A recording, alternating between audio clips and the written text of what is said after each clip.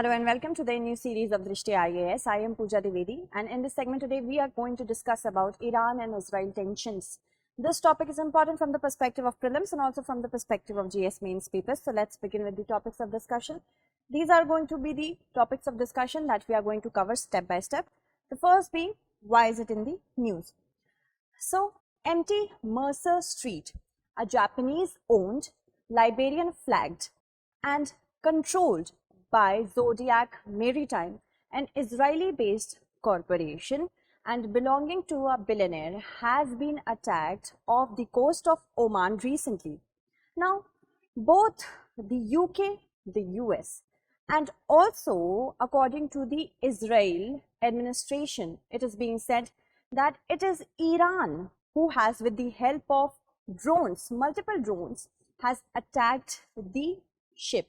So this oil tanker basically was not carrying any cargo, but actually this attack has claimed the lives of a Romanian national and a Briton.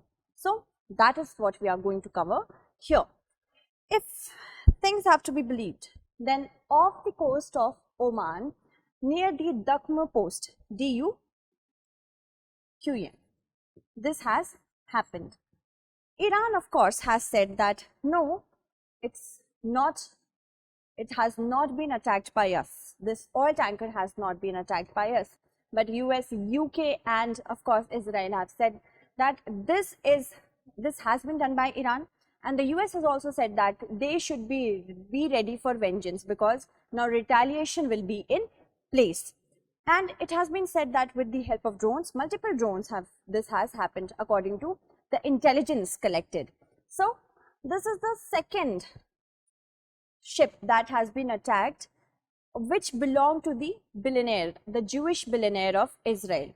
And that is why it is being now seen as a cause of concern, because in the last 3 years, approximately 150 ships have been actually attacked in the high seas of Red Sea, Arabian Sea and Mediterranean Sea. And there has been a set pattern to it. Now, the US, UK and Israel, they have asked Iran to practice constraint and restraint. But Iran is on another level right now because of the economic sanctions that have been put in place by the Trump administration. And no relief has been given to it by the European allies as well. So that is why we are going to see that step by step. So Iran, as you can see, it borders many important countries, especially from the perspective of India and the US right now. You can see Afghanistan, Turkmenistan and Pakistan actually having a border with it. So we all know that Afghanistan is seeing so many and such a huge magnitude of turmoil after the US as well as its allies are withdrawing their troops and Taliban is gaining control over the territories. Now, if such things starts to happen near the Arabian Sea, the entire Middle East will be disturbed.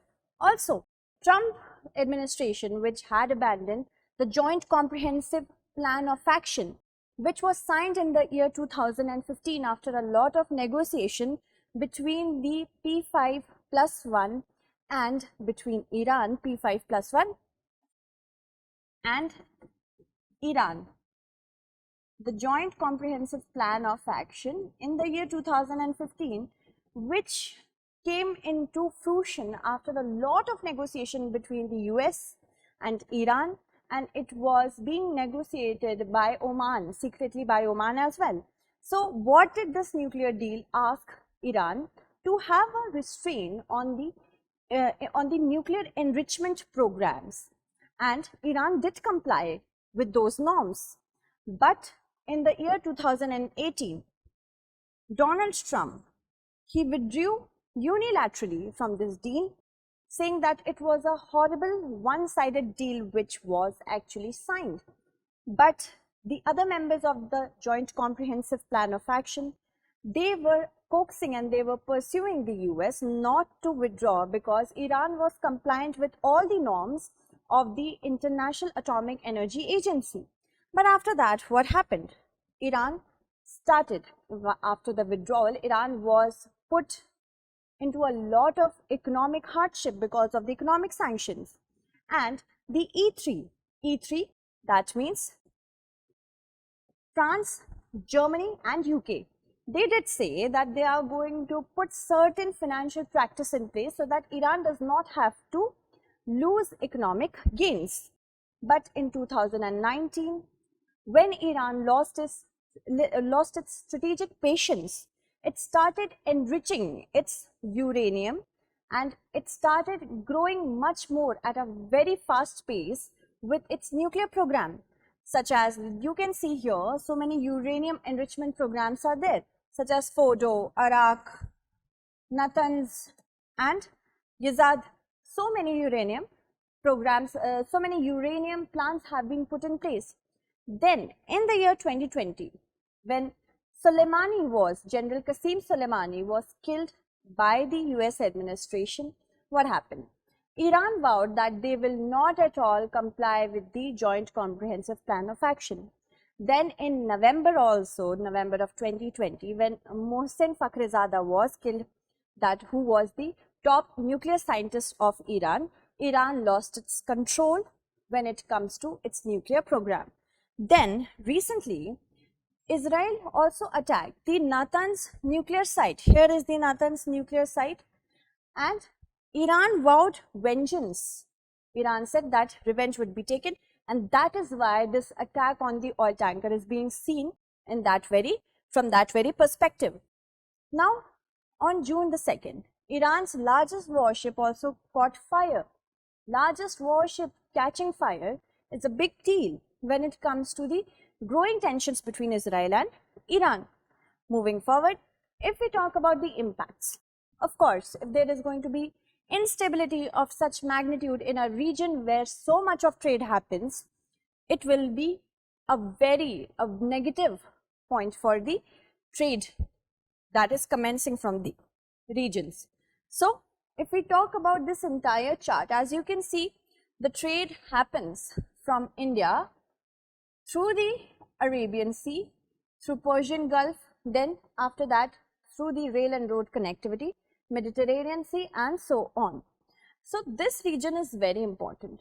Also, to have stability in this region, it is very important that all the regional powers come together to have a check, not the US, not the UK, but all the regional powers such as Oman, Yemen, Saudi Arabia, India and also Pakistan should also hopefully join hands, because this region is very important for the trade of the regional powers. Then instability in the Middle East and Afghanistan, of course, as we have already seen that Iran shares its borders with Afghanistan, and Afghanistan is in such a turmoil that we are seeing Taliban gaining territories with the help of violent means.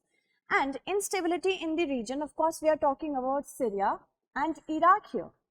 It is already believed that Iranian-backed forces and Houthi rebels are working in Yemen also, and they are also contributing to the proxy wars in Syria. Then Iraq will also be destabilized if these two countries start to get into any sort of shadow war. Shadow war is already taking place. Any sort of full-fledged war takes place, then this region will also be destabilized, and India has a lot of energy security concerns in this region, especially if we talk about Iran also, there is an impact on that because of the Chabahar port. We can also look at, yes, it will escalate proxy wars, many countries will get involved and proxy war will be escalated because those regions will be a playground, a strategic playground for big powers to show their power. Moving on, if we talk about India's position when it comes to this entire scenario is more of a neutral stance, because India being a neutral power is supposed to have relations, good relations as it shares with both Israel and Iran. If we talk from the perspective of India-Iran relations, of course, Iran contributes as a very big magnitude contributor in its energy security, approximately 10%, and India has been the 5th largest net oil importer. So in India's energy security is of course of the utmost importance, especially post-COVID era. If we talk about from the India-Israel perspective, then one thing we should keep in mind that India and Israel go beyond one segment. We share collaborations in the field of water recycling, also energy security, also science and technology, and the biggest is the, of course, defense sector. Since the year 2000 and since the normalization of the relation in 1992, the diplomatic relations is getting full-fledged acknowledgement from both the countries. India has seen its trade to grow 500%. That is not something that India can ignore. Also, when it comes to defense, India has partnered not only with the US but also Israel. Then it has to navigate the ties between the Arab world and the, of course, the Shiite country Israel. So that, beg your pardon, Iran. So that is something that we need to understand, that India has to navigate ties between the Arab world and Iran. And then comes investments in Iran. We have investments in Iran such as the Chabahar port. Chabahar port is providing India a lot of maneuvering space in the West Asian and Middle East region for energy security. So something of this could be made, that the war needs to de-escalate and not escalate. Afghanistan stability, because India needs a stable Afghanistan in order to take control of Pakistan's mischief in the Jammu Kashmir region. So if Iran's stability gets disturbed, then of course Afghanistan's stability will also be disturbed. Moving on, if we talk about the conclusion as a way forward, we need each and every regional power along with the big powers to come on a table and solve this diplomatically first.